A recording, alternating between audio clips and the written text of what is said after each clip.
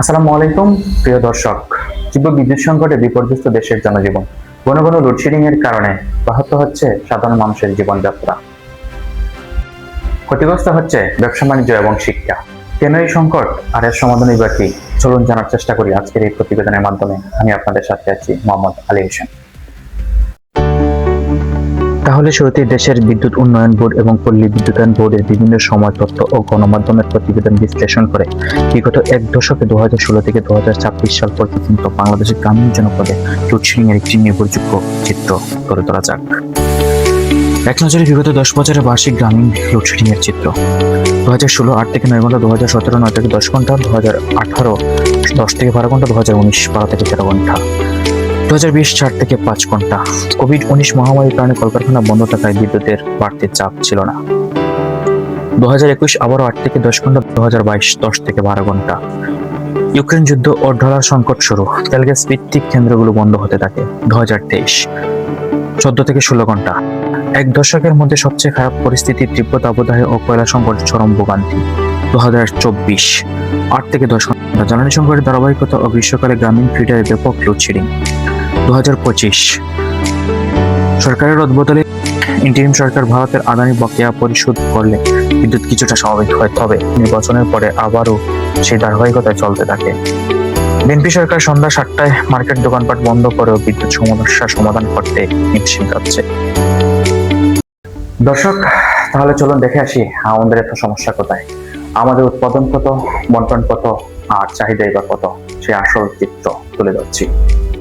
বাংলাদেশে বর্তমানে গ্রিড সংযুক্ত মোট বিদ্যুৎ উৎপাদন সক্ষমতায় প্রায় 28,919 মেগাওয়াট, গ্যাস ভিত্তিক প্রায় 43%, কয়লা ভিত্তিক 26%, ফার্নেস অয়েল 19%, আমদানি করা বিদ্যুৎ 60%, নবায়নযোগ্য 3 থেকে 5% এর কাছাকাছি।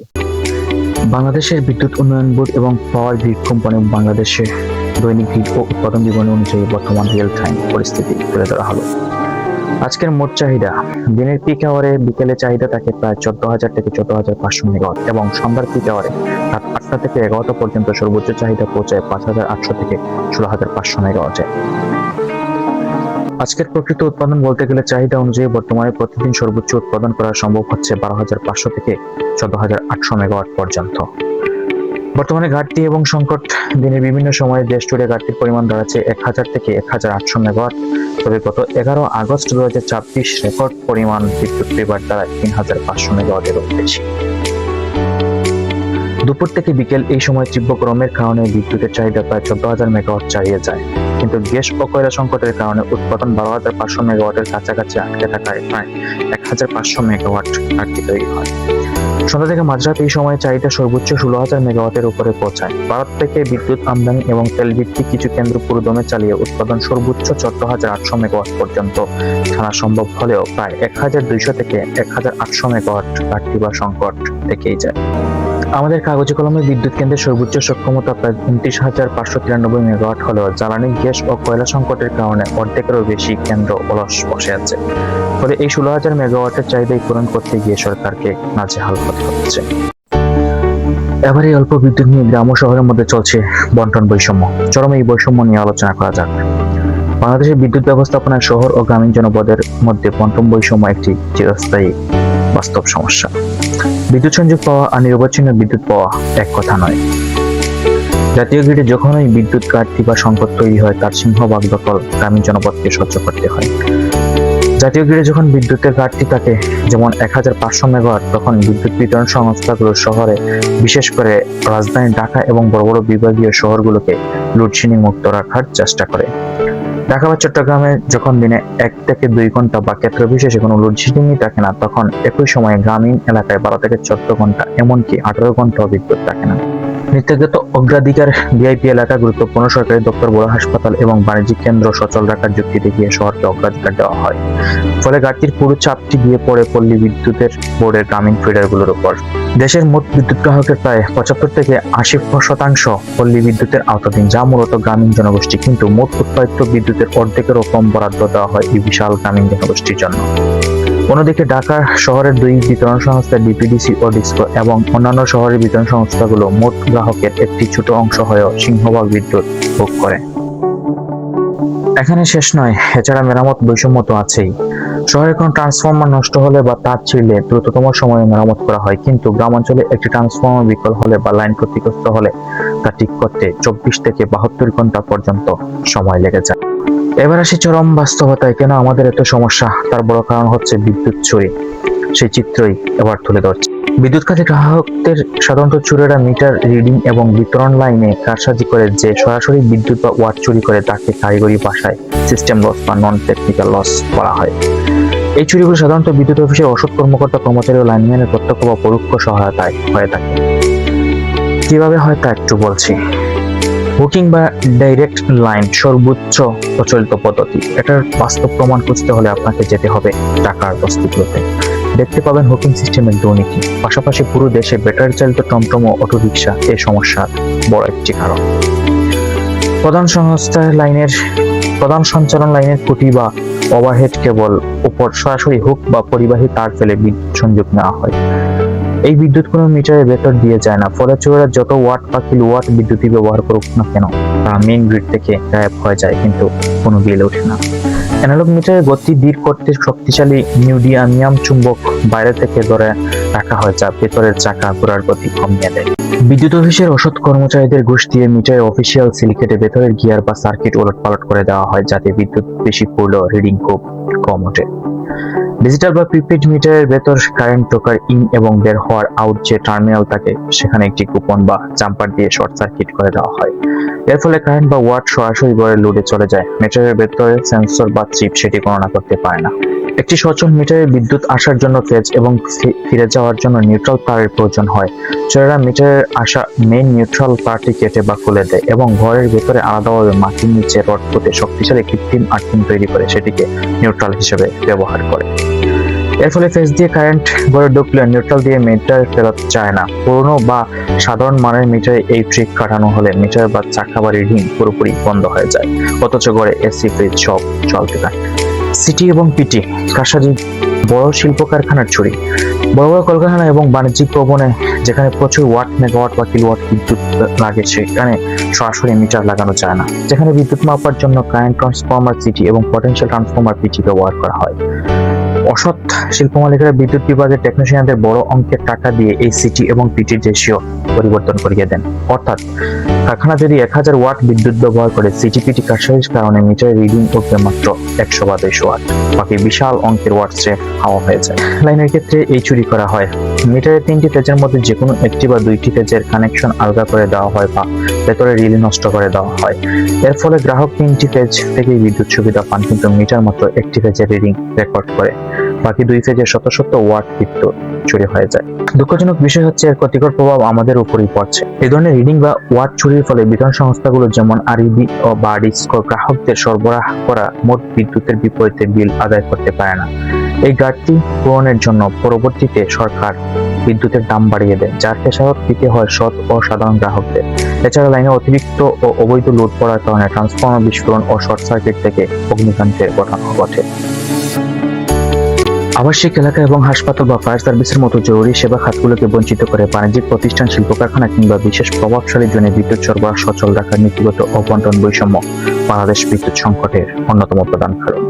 যখনই জাতীয় গ্রিডে ঘাটতি দেখা দেয়, তখন সাধারণ আবাসনের বিদ্যুৎ থেকে বাণিজ্যিক ও শিল্প খাতকে নিরবচ্ছিন্ন বিদ্যুৎ দেওয়ার এক ধরনের অলিখিত অগ্রাধিকার কাজ করে। দর্শক, চলেন এই নাটকীয়তার আরেকটু গভীরে যাই। শিল্প ও বাণিজ্যিক খাত রক্ষা নীতি ও আবাসন কোপানো। বিদ্যুৎ বিতরণ সংস্থাগুলো যেমন ডিপিডিসি, ডিসকো একটি সাধারণ যুক্তি হলো, শিল্প কারখানা বা বাণিজ্যিক প্রতিষ্ঠানটি বন্ধ থাকলে অর্থনৈতিক ক্ষতি হয় এবং উৎপাদন ব্যাহত হয়। একটি বাণিজ্যিক ভবনে যখন এসি, এসকেলেটর এবং শত শত লাইট চলছে, ঠিক একই সময়ে তার পাশের আবাসিক এলাকায় শত শত পরিবারের তীব্র গরমে অন্ধকারের মধ্যে হাত পাকা নিয়ে বসে আছে। ক্যাপাসিটি বিতরণের বৈষম্য। শহরের বিলাসবহুল শপিং মল, আধুনিক বাজার এবং বাণিজ্যিক ক্লাবগুলো প্রতিদিন বিপুল পরিমাণ বিদ্যুৎ মেগাওয়াট হ্রাস করে। কাগজে কলমে হাসপাতাল, ফায়ার সার্ভিস, পানি শোধনাগার ও গুরুত্বপূর্ণ সরকারি অফিসগুলোকে জরুরি সেবা বা ভিআইপি ফিডারের আওতায় এনে লোডশেডিং মুক্ত রাখার নিয়ম রয়েছে। বাস্তবে দেখা যায় এই জরুরি ফিডারগুলো লাইনের অনেক বাণিজ্যিক ভবন, শপিং মল বা প্রভাবশালী ব্যক্তিদের ব্যবসা প্রতিষ্ঠানকে অবৈধ বা অনৈতিক সংযোগ দেওয়া হয়। জরুরি সেবার নামে ওই ফিডারগুলো অতিরিক্ত লোড চলে যায়। যেহেতু জরুরি ফিডার বন্ধ করা যায় না, তাই সেই বাড়তি চাহিদার পুরো ঘাটতিটা মেটাতে গিয়ে আমাদের করতে হয় বড় একটি বড় শপিং মলে কেন্দ্রীয় এসি চালু রাখতে যে পরিমাণ বিদ্যুতের প্রয়োজন তা দিয়ে কয়েকটি আবাসিক এলাকার কয়েক হাজার ফ্ল্যাটে অনায়াসে নিরবচ্ছিন্ন বিদ্যুৎ দেওয়া সম্ভব। কিন্তু বাণিজ্যিক খাতের বিলের হার আবাসিক খাতের চেয়ে বেশি হয় বিতরণ সংস্থাগুলো বাণিজ্যিকভাবে বিদ্যুৎ বেচতে বেশি আগ্রহী থাকে। ফলাফল সাধারণ মানুষের বাসাবাড়ির জন্য বিদ্যুৎ বরাদ্দ কমে যায় এবং অল্প একটু ঘাটতি হলে আবাসিক এলাকায় ঘন ঘন লোডশেডিং দেওয়া হয়। নীতিগত অগ্রাধিকার কারণে বাণিজ্যিক ও বিশেষ জোনগুলো আলোয় বাসতেও তার খেসারত দিতে হচ্ছে দেশের কোটি কোটি সাধারণ আবাসিক গ্রাহককে। এবার আসে সংকটে আমাদের কি করণীয়। এসি সহ সকল ইলেকট্রনিক্স যন্ত্রপাতি সীমিত ব্যবহার। আমরা অনেক সময় টিভি, কম্পিউটার ও অর্গানের রিমোট দিয়ে ডিভাইস বন্ধ করলেও মেইন সুইচ অন রাখি। তাকে ফ্যান্টম লোড বা ভ্যাম্পায়ার পাওয়ার বলা হয়। মোবাইল বা ল্যাপটপের চার্জ দেওয়ার শেষে সকেটে প্লাগ ইন করে রাখা বা টিভির মেইন সুইচ অন রাখা অবস্থায় ভেতরের সার্কিট অনবরত বিদ্যুৎ টানতে থাকে। কাজ শেষে মেইন সুইচ বন্ধ করার অভ্যাস করলে প্রতিটি পরিবার থেকে প্রতি মাসে কয়েক ইউনিট বিদ্যুৎ অপচয় রোধ সম্ভব। তবে জনগণের পাশাপাশি সরকারের কি করণীয়।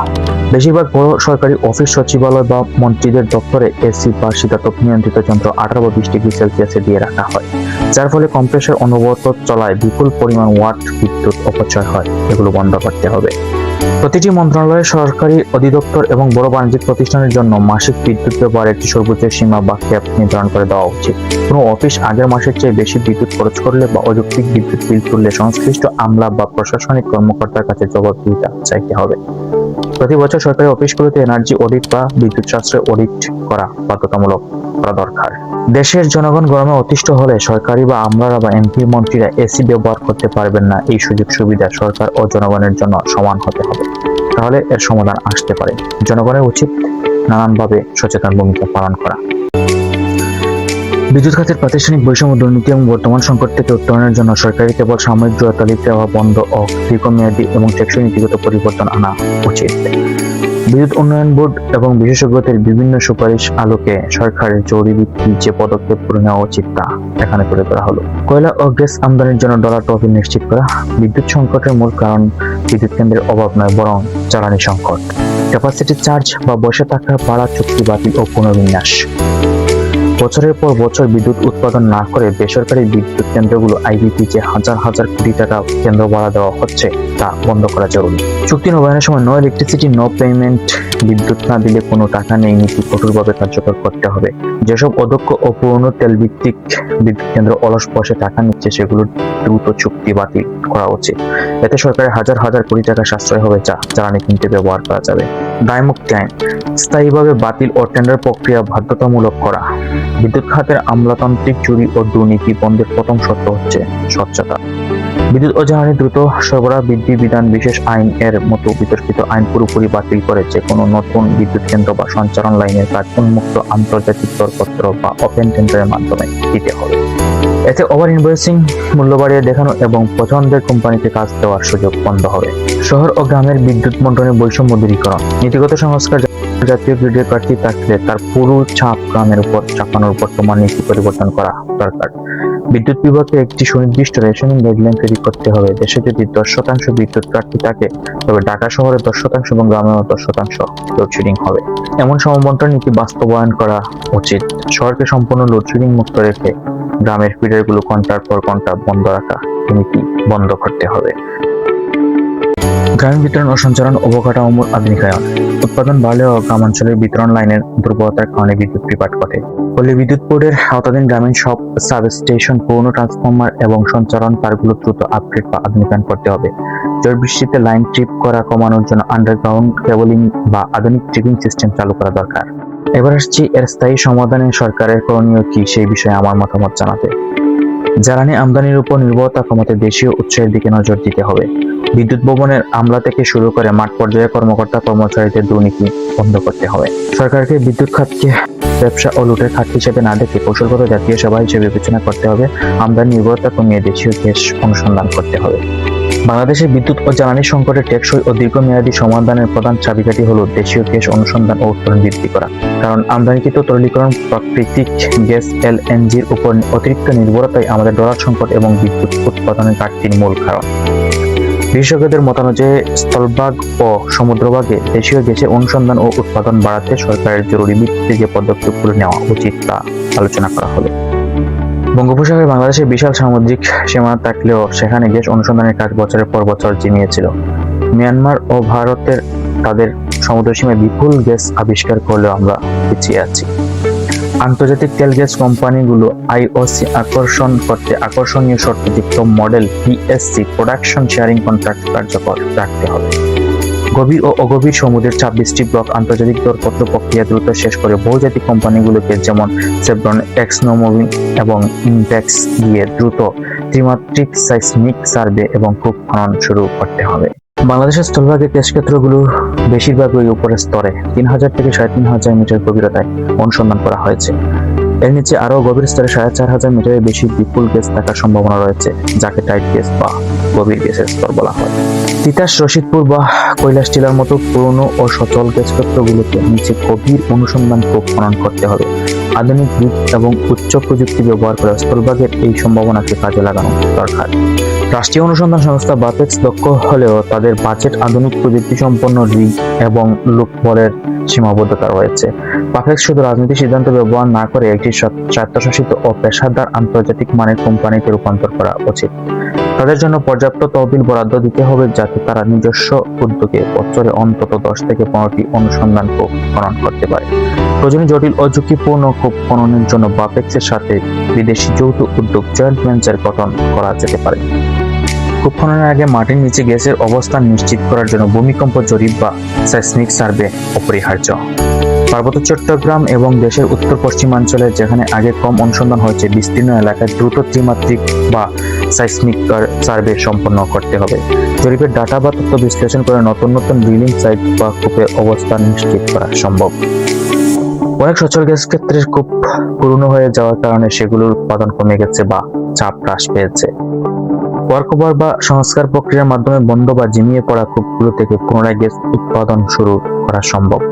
এছাড়া গ্যাস ক্ষেত্রগুলো জরুরি ভিত্তিতে ওয়েলহেড কম্প্রেসর স্থাপন করতে হবে যা কম চাপের গ্যাস টেনে লাইন দিতে পারে এবং উৎপাদন সচল রাখে। জ্বালানি খাতের বড় সিদ্ধান্তগুলো প্রায়শই এমন আমলাদের হাত দিয়ে আসে যাদের এই খাতের উপর কোনো কারিগরি বা ভূতাত্ত্বিক জ্ঞান নেই। জ্বালানি মন্ত্রণালয় এবং পেট্রোবাংলার সিদ্ধান্ত গ্রহণের ক্ষেত্রে আমলাদের চেয়ে দেশের শীর্ষস্থানীয় ভূতত্ত্ববিদ, প্রকৌশলী এবং জ্বালানি বিশেষজ্ঞদের নিয়ে একটি স্থায়ী জাতীয় জ্বালানি টাস্ক ফোর্স গঠন করা উচিত। তাদের পরামর্শ অনুযায়ী দ্রুত চুক্তি ও প্রকল্প বাস্তবায়ন করতে হবে। এলএনজি আমদানি করে সাময়িক সংকট কাটানো গেলেও তা দেশের অর্থনীতিকে দীর্ঘমেয়াদী পঙ্গু করে দিচ্ছে। সমুদ্র ও স্থলভাগে নিজস্ব গ্যাস অনুসন্ধানে $1 বিনিয়োগ করলে তা ভবিষ্যতে অন্তত $10 আমদানি খরচ বাঁচায়। তাই সরকারকে আমদানি মানসিকতা থেকে বের হয়ে নিজস্ব সম্পদ উত্তোলনের যুদ্ধকালীন তৎপরতা দেখাতে হবে। জাতীয় সংকট নিরসনে সরকারের একটা বড় উদ্যোগ হতে পারে সোলার সিস্টেম। চীন থেকে সোলার প্যানেল এবং ইনভার্টার বা ব্যাটারি সিস্টেম আমদানি করে বাংলাদেশের বিদ্যুৎ সংকটে স্থায়ী ও পরিবেশ বান্ধব সমাধান করা তাত্ত্বিকভাবে সম্ভব। চীন বর্তমানে বিশ্বের সবচেয়ে বড় এবং সাশ্রয়ী সোলার প্রযুক্তি উৎপাদনকারী দেশ। চলতি 2026 সালের চলমান সমস্যা অনুযায়ী চাহিদা প্রয়োজনীয় সোলার পরিমাণ নিয়ে একটা হিসাব নিকাশ করা যাক। বর্তমানে আন্তর্জাতিক বাজারে বিশেষ করে চীন সোলার প্যানেলের দাম ইতিহাসে সর্বনিম্ন স্তরে রয়েছে। প্রতি ওয়াট সোলার প্যানেলের দাম এখন প্রায় 10 থেকে 12 সেন্টের কাছাকাছি। তবে জমি তৈরি, ইনভার্টার, গ্রিড কানেকশন এবং ব্যাটারি স্টোরেজের মোট প্রজেক্ট খরচ একটু বেশি হতে পারে। বর্তমানে বাংলাদেশের সর্বোচ্চ পিক আওয়ারে বিদ্যুতের চাহিদা প্রায় 16,500 মেগাওয়াট। এর মধ্যে প্রকৃত উৎপাদন হচ্ছে 14,800 মেগাওয়াট পর্যন্ত, অর্থাৎ সরাসরি ঘাটতি প্রায় 1,700 মেগাওয়াট। তবে আমরা যদি শতভাগ পূরণ এবং একটি স্থায়ী সমাধান চাই, তবে আমাদের কেবল ঘাটতি পূরণ করলে হবে না, কারণ সোলার প্যানেল শুধু দিনের বেলায় সূর্যের আলোতে পূর্ণ মাত্রায় বিদ্যুৎ উৎপাদন করে। রাতের বেলায় পিক আওয়ারে সন্ধ্যা 6টা থেকে 11টা সামাল দিতে হলে দিনের বেলা উৎপাদিত বাড়তি বিদ্যুৎ বড় বড় battery system BESS battery energy strong সিস্টেমে জমা রাখতে হবে। মেঘলা আকাশ, সিস্টেম লস এবং শীতকালীন কম আলো বিবেচনা করে আমাদের যদি অন্তত 8,000 থেকে 10,000 মেগাওয়াট সক্ষমতা সোলার সিস্টেম যুক্ত করতে হবে। এটি করা গেলে দিনের বেলায় পুরো চাহিদা সোলার দিয়ে মিটিয়ে গ্যাস ও কয়লা বাঁচানো যাবে, যা রাতে ব্যবহার করা সম্ভব হবে। তবে মোট প্রজেক্টের কস্ট বা খরচ কত হবে তা গাণিতিক আকারে চূড়ান্তভাবে হিসাব করি। ব্যাটারি চার প্রতি মেগাওয়াট সোলার পার্ক স্থাপন খরচ হয় প্রায় 6 থেকে 7 কোটি টাকা। এই হিসাবে 8,000 মেগাওয়াটের জন্য খরচ হবে প্রায় 56,000 কোটি টাকা। রাতে বিদ্যুৎ সরবরাহের জন্য যদি লিথিয়াম আয়ন ও সোডিয়াম আয়ন ব্যাটারি ব্যাংক যুক্ত করা হয় তবে খরচ প্রতি মেগাওয়াটে দাঁড়াবে প্রায় 10 থেকে 12 কোটি টাকা। 8,000 মেগাওয়াটের পূর্ণাঙ্গ সোলার এবং ব্যাটারি সিস্টেমের জন্য মোট খরচ হবে 80,000 থেকে 96,000 কোটি টাকা, যা আনুমানিক 7 থেকে 8 বিলিয়ন মার্কিন ডলার। বাংলাদেশে প্রতি বছরে শুধু জ্বালানি তেল, গ্যাস, কয়লা আমদানি এবং বসে থাকা বিদ্যুৎ কেন্দ্রের ক্যাপাসিটি চার্জ দিতে প্রায় 4 থেকে 5 বিলিয়ন ডলার খরচ করে। অর্থাৎ মাত্র 2 বছরের জ্বালানি আমদানির টাকা একবারে সোলার প্রজেক্টে বিনিয়োগ করে আগামী 25 বছরের জন্য বিদ্যুৎ সমস্যার স্থায়ী সমাধান সম্ভব। এখন কথা হচ্ছে, যদি সংকটের সমাধান কোথায় বসবে এত সোলার? বাংলাদেশের মতো ঘনবসতি দেশে 8,000 মেগাওয়াট সোলার জন্য বিশাল জমির প্রয়োজন। প্রতি মেগাওয়াটের জন্য প্রায় 3 একর জমি লাগে। এই স্থায়ী সংকট কাটানোর 3টি উপায় রয়েছে। Rooftop solar. দেশের সব সরকারি ভবন, স্কুল, কলেজ, বড় বড় শিল্প কারখানা যেমন পোশাক খাতে তৈরি পোশাক কারখানা ও বাণিজ্যিক ভবনের ছাদ ব্যবহার করে সহজেই 3,000 মেগাওয়াট বিদ্যুৎ উৎপাদন সম্ভব। এতে কোনো বাড়তি জমির প্রয়োজন নেই। ভাসমান সোলার। কাপ্তাই হ্রদ, যমুনা বা পদ্মার চর অঞ্চল এবং বড় বড় হাওর অঞ্চলের জলভাগের উপর ভাসমান সোলার প্যানেল বসিয়ে হাজার হাজার মেগাওয়াট বিদ্যুৎ পাওয়া সম্ভব। এটি পানির বাষ্পীভবন ও কমায়। অকৃষি ও পতিত জমি। দেশের উত্তর পশ্চিমাঞ্চলে যেমন কুড়িগ্রাম, গাইবান্ধা এবং উপকূলীয় অঞ্চলে যেসব অকৃষি চারাঞ্চল রয়েছে সেগুলোকে সোলার হাব হিসেবে ঘোষণা করা। এই পরিকল্পনা বাস্তবায়নে সরকারি সরাসরি G2G, গভর্নমেন্ট টু গভর্নমেন্ট, সরকার থেকে সরকার ভিত্তিতে বা বড় চীনা কোম্পানির সাথে দীর্ঘমেয়াদী চুক্তি করতে হবে। সরাসরি টেন্ডার ও বিনিয়োগ চীনে হুয়াই, জিঙ্কু সোলার এর মতো বিশ্ববিখ্যাত প্রতিষ্ঠানগুলোকে বাংলাদেশে build, operate, transform, BOT model বড় বড় সোলার পার্ক করার দায়িত্ব দেওয়া যেতে পারে। তারা নিজস্ব উৎপাদনের প্রজেক্ট করবে, বাংলাদেশ সরকার শুধু তাদের কাছ থেকে সস্তায় বিদ্যুৎ কিনবে। সাধারণ নাগরিক এবং আরো বেসরকারি উদ্যোক্তারা যাতে চীন থেকে সহজেই সোলার প্যানেল ও ইনভার্টার আনতে পারে সেজন্য আমদানির উপর সমস্ত ট্যাক্স বা শুল্ক পুরোপুরি মওকুফ করে দিতে হবে। সাধারণ মানুষ যাতে তাদের বাড়িতে চার্জ সোলার লাগিয়ে বাড়িতে বিদ্যুৎ বিক্রি করতে পারে, নেট মিটারিং সেই প্রক্রিয়াকে আমলাতান্ত্রিক জটিলতা মুক্ত ও সহজ করতে হবে। চীন থেকে সোলার এনে শতভাগ চাহিদা পূরণ করা পুরোপুরি বাস্তবসম্মত। এটি বাস্তবায়নে যে 7-8 বিলিয়ন ডলার লাগবে তা কোনো বিদেশি দাতা সংস্থা বা ADB বা বিশ্বব্যাংক বা চীনের ঋণ ফান্ড থেকে দীর্ঘমেয়াদী কম সুদে ঋণ হিসেবে নেওয়া সম্ভব। এর ফলে জ্বালানি আমদানির উপর দেশের নির্ভরশীলতা শূন্যের কোটায় নেমে আসবে এবং ডলার সংকট কাটিয়ে বাংলাদেশের বিদ্যুৎ কাটতে সফল স্বাবলম্বী হবে। বিদ্যুৎ সংকটের দ্রুত সমাধানই এখন সাধারণ মানুষের প্রত্যাশা। সংশ্লিষ্টদের কার্যকর উদ্যোগের অপেক্ষায় দেশবাসী। দর্শক, এতক্ষণ সাথে থাকার জন্য ধন্যবাদ। সুস্থ থাকুন, ভালো থাকুন। দেখা হচ্ছে নতুন কোনো প্রতিবেদন নিয়ে।